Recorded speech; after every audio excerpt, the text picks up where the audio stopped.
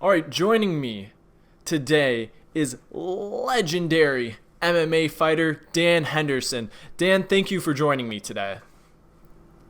Oh, no worries. How's it going? It's going well. How's your training camp going so far? You have fight against Hector Lombard at UFC 199. Training camp's going great. I just two training camps back to back, I guess, without fighting. So I'm ready to finally get in there and beat somebody up.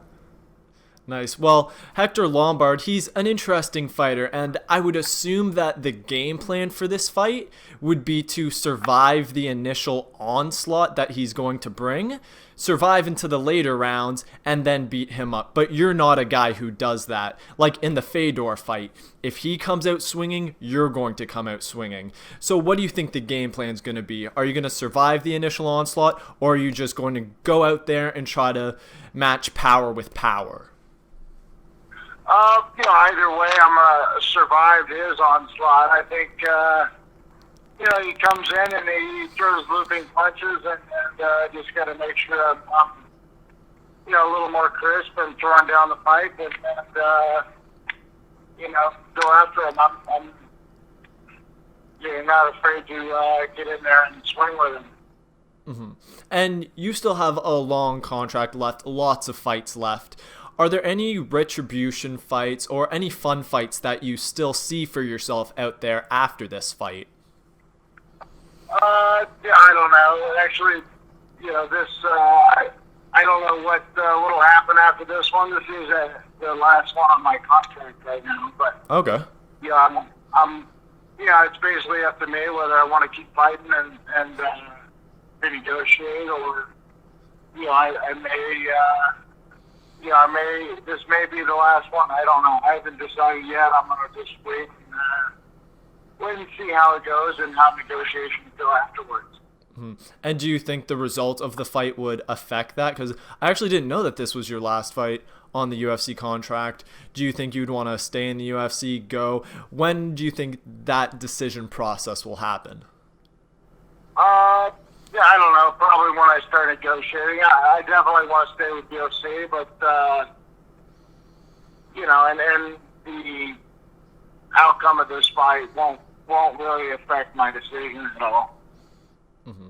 And would you be willing to, if you can't negotiate with the UFC, go somewhere like Bellator or World Series of Fighting, or if you can't get the UFC done, then do you think that would be the end of it for you?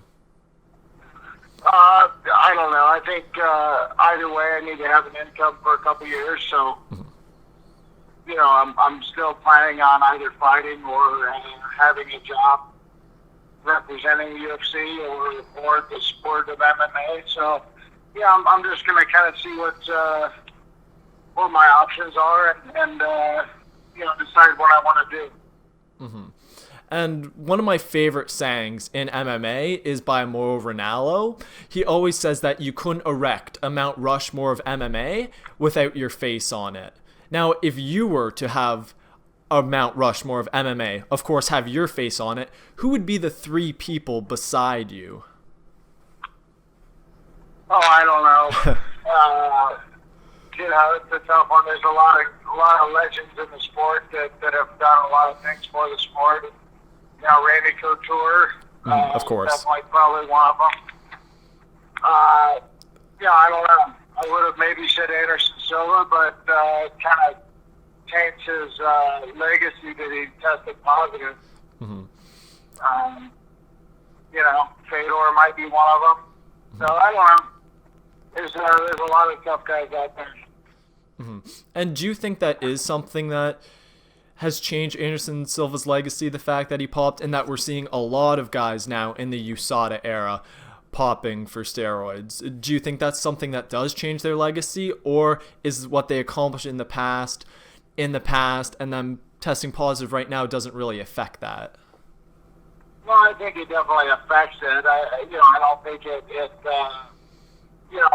puts it back down to zero, but it definitely diminishes it and puts a question in everyone's head, how long have they been doing that? And, it's it's sad to see, especially somebody that has done a lot like Anderson Silva. You never know, how clean he was along the way. And speaking of that, you're fighting a guy in Hector Lombard, who his last fight, he was coming off a suspension for testing positive for a banned substance. So what do you think of your opponent Hector Lombard for testing positive beforehand? Does that change your opinion of him? Well, I think, everyone kind of assumed that he was probably doing something by the way he looks.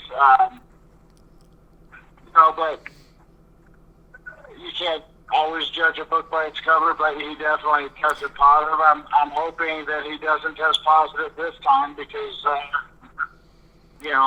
want to fight.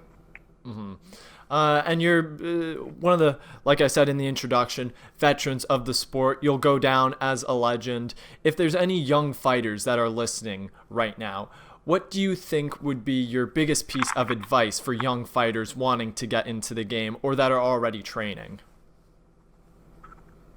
I don't know. I guess just have fun and learn along the way. But it's definitely something you got to be committed to, for sure. And my final question, your old pal, Michael Bisping, he's fighting for the title now. How do you think he's going to fare against Luke Rockhold?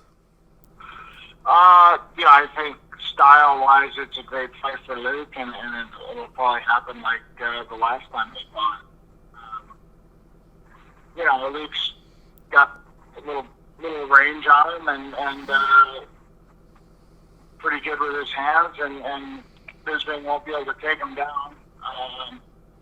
And Luke's nasty on top, so I think. Well, thank you for joining me. Oh, sorry, you're cracking up there. Anyways, that's all I have for today. Thank you for joining me, and good luck in your fight at UFC 199 against Hector Lombard. No worries. You're welcome. Have a good day. Awesome. Thank you. That was Dan Henderson. No worries. That was Dan Henderson, the legend.